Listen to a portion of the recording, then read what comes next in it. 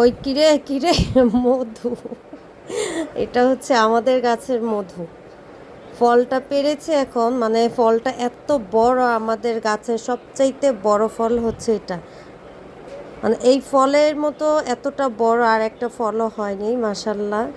এই বছরে ফলগুলা এত বড় বড় হয়েছে, মানে যেগুলো বড় হয়েছে তো হয়েছেই। দেখেন এই ফলটা কিন্তু অনেক বড়, কিন্তু আমার হাতে তেমন একটা বোঝা যাচ্ছে না।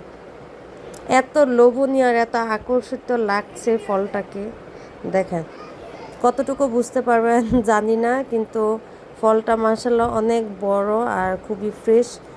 ফ্রেশ তো হওয়ারই কথা, কারণ এই মাত্র হচ্ছে ওর বাবা গাছ থেকে ফলটাকে পেরেছে আর আমি একটু ধুয়ে নিয়ে আসলাম, কারণ অনেক ধুলা ছিল ফলটার মধ্যে, তো ধুয়ে পরে নিয়ে আসলাম।